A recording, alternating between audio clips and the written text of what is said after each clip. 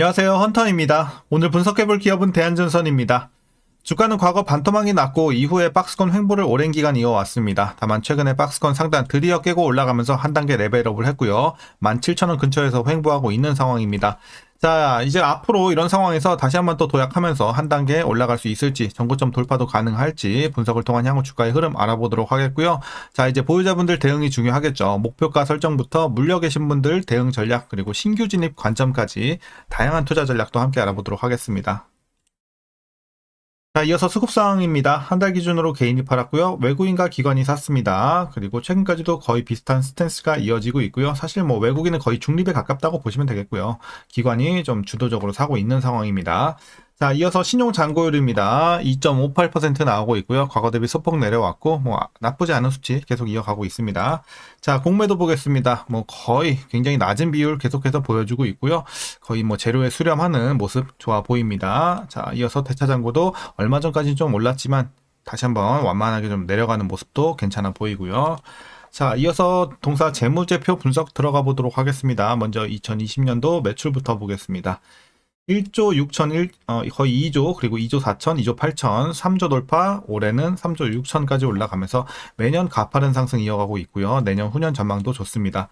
영업이익 보겠습니다. 560, 300대 다시 눌렸다가 올라가죠. 480, 790, 자, 1100, 올해는 1200대까지, 그리고 내년 후년은 이제 올해에 비해서 더욱더 상승폭을 키워갈 것으로 보여지고 있어서 전망도 상당히 좋은 상황입니다. 자, 당기순이익도 꾸준한 상승세 전반적으로 이어가고 있고요. 자, 이어서 그럼 분기별로 전년 대비 영업이익만 한번 비교해 보도록 하겠습니다. 먼저 지난 1분기에는 280에서 270 살짝 눌렸고요. 거의 횡보. 자, 2분기에는 370에서 280 약간 눌리는 모습 계속 이어갑니다. 다만 3분기부터 기대가 되고 있죠. 270에서 310, 4분기는 200대에서 360. 자, 그래서 전반적으로 전년 대비해서는 실적 모멘텀은 확실히 하반기에 위치가 되어 있다 보여지고 있습니다. 그래서 1, 2분기는 다소 부진한 모습이지만 3, 4분기 또 굉장히 좀 기대가 되고 있다. 그리고 연간 기준으로는 소폭 올라가는 분위기. 그래서 실적에서는 딱히 걱정은 없는 상황입니다. 자, 부채 비율 보겠습니다. 과거에 좀 높았습니다. 260까지 올랐고요. 자, 이후에는 바로 80으로 내려오면서 최근에 거의 변동 없이 70, 80 유지가 되고 있습니다. 자, 향후에 조금씩 더 내려갈 수 있을 것으로 전망도 나오고 있고요. 부채 걱정 없는 상황. 자, ROE 보겠습니다. 자, 뭐 ROE가 조금 아쉽긴 합니다. 과거 좋았을 때가 한 7.7, 7.8 요 정도였고, 자, 올해는 6 정도, 내년 후년 가면서는 드디어 8 돌파를 할 것으로 보여지고 있어서 수익성 지금은 좀 무난하지만 내년부터는 조금씩 더 기대가 되고 있습니다. 자, EPS도 실적과 마찬가지 흐름, 꾸준한 상승 흐름 괜찮아 보이고요. 자, 다만 배당은 과거에도 하지 않았고 올해도 없을 것으로 예상이 되고 있어서 좀 참고하셔야 되겠습니다. 자, 이제 마지막으로 현재 PER 33.6배, PBR은 1.98배 나오고 있습니다. 그리고 현재 주가 밸류에이션 상황은요, 지금은 이제 약간의 고평가 구간으로 진입을 했다라고 판단이 되고 있습니다. 살짝 비싼 구간 정도로 말씀드리겠습니다. 자, 그럼 이어서 동사 관련 이슈 한번 살펴보도록 하겠습니다. 자, 먼저 동사 2분기 실적 보시게 되면 매출액은 전년 동기 대비 6% 증가했고요. 영업이익은 23%가량 줄었지만 컨센서스에는 다행히 부합한 실적이었습니다. 자, 그 배경으로는 초고압 해저 케이블 부문은 북미 중동 고수익 프로젝트 실적 반영으로 수익성이 개선은 됐지만 1공장 준공 이후 시제품 생산과 테스트 관련 일회성 비용이 반영이 됐습니다. 자, 이어서 미국 연방통신위원회는 지난 7일이죠. 중국과 같은 전략적 경쟁국의 해저 케이블 사업 참여를 원칙적으로 차단하는 규제를 채택했다고 밝히면서 여기에 대한 또 수혜가 예상이 되고 있습니다. 그래서 호재가 나왔고, 해당 규제는 통신용 해저 케이블을 대상으로 하며 업계는 중국산 장비, 기술 배제라는 안보 논리에 따라 초고압 직류 송전, 전력용 해저 케이블을 포함한 미국 내 다른 인프라로 확산할 가능성이 크다고 보고 있습니다. 이에 국내 전선업계에서는 반사이익에 대한 기대감이 커지고 있는데요.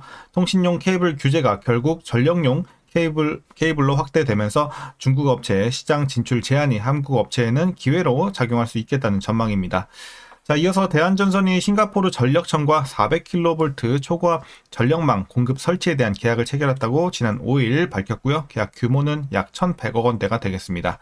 자, 이어서 또 하나의 수출 소식이 있었죠. 국내 최대 해상풍력 개발 사업인 안마 해상풍력의 내부망 해저 케이블 공급 턴키 계약을 체결했다고 지난 4일 공시가 떴고요. 계약 금액은 약 1,816억 원이 되겠고 계약 기간은 오는 2028년 말까지니까 참고하시면 되겠습니다. 그래서 좋은 소식들 이어지고 있고, 자, 이어서 이제 동사는 지난달 오션 CNI를 인수하면서 해저 케이블 포설, 매설 역량까지 확보를 했습니다. 그리고 해저 케이블에 대한 일괄 도급도 가능해진 것으로 보여지고 있는데요. 해저 케이블 2공장은 3분기 착공해서 28년 양산을 목표로 추진되고 있으며 부유식 해상 풍력 확산에 따른 선점 효과가 또 기대가 되고 있습니다. 자, 이어서 영광 나골 프로젝트는 이달 내부망 포설이 예정이 되어 있어서 3분기부터 해저 케이블 매출 인식 또 기대가 되고 있습니다. 2분기 수주 잔고는 2조 8,900억 원 정도 되고요. 전년 동기 대비 44.1% 정도 해당이 되고 있습니다. 그리고 3분기 대형 프로젝트 수주 반영 시 3조 원 돌파가 유력해 보이는 점 괜찮아 보이고요. 현재 수주 구성에서 북미 초과 비중은 20%에 달해 하반기부터 수익성 중심 매출 인식이 본격화될 전망입니다. 자, 그럼 이제 마지막 이슈입니다. 구리 제품 관련 미국 50% 관세 이슈에 대해서는 일부 단기 발주 지연 가능성은 있지만 현지 고객사와 단가 조정 및 장기 계약 구조를 고려할 때 실질적인 영향 자체는 좀 제한적일 것이다 라는 점 괜찮아 보입니다. 그리고 중장기적으로는 북미 내 현지화 전략이 대안으로 검토가 되고 있으니까 참고하시면 되겠습니다. 자, 그래서 최근에 이슈는 여기까지 말씀드리도록 하겠고요. 전반적으로 호재들 계속해서 나오고 있는 상황이죠. 자, 그럼 이제 마지막으로 여러분들 투자 전략 설명드리면서 영상 마무리하도록 하겠습니다. 자, 먼저 신규 진입 관점에서는 반대 의견 드리도록 하겠습니다. 지금 들어가서 막 엄청 위험한 느낌은 아니지만 메리트가 많이 줄었어요. 주가가 이제 한 단계 좀 많이 올라왔기 때문에 저점 대비해서 벌써 60% 이상 70% 가까이 올라왔기 때문에 일단 뭐 저가 매수에 대한 이런 메리트는 없는 상황입니다. 그래서 개인적으로는 좀 다른 종목, 좀 저평가 종목 찾는 게 맞고, 신규로는 지금은 보유자분들만 조금 추가 상승 여력 노려보는 보유자분들의 영역으로 판단하고 있습니다. 자, 그럼 이어서 보유자분들 어떻게 대응하시냐? 먼저 목표가부터 설정하겠습니다. 현재 목표가는 19,000원 제시하도록 하겠습니다. 자, 전고점 살짝 못 미쳐서 19,000원까지 맥시멈 딱 보시면 될 것 같고, 그러니까 추가 상승이력, 그러니까 지금 뭐 익절 하시는 분들도 있을 것 같은데, 어쨌든 19,000원까지 맥스로 노려볼 수 있는데, 익절을 그러면 언제부터 하냐? 제가 봤을 때는 지금은 그래도 한 절반은 좀 덜어내고 가는 게 안전하지 않을까 생각하고 있습니다. 그래서 개인적으로는 절반 익절, 나머지 절반은 19,000원까지 올라갈 때마다 분할로 팔아가면서 정리하는 이런 전략으로 제시를 하도록 하겠습니다. 자, 그리고 이제 마지막으로 여러분들 물려 계신 분들의 대응 전략입니다.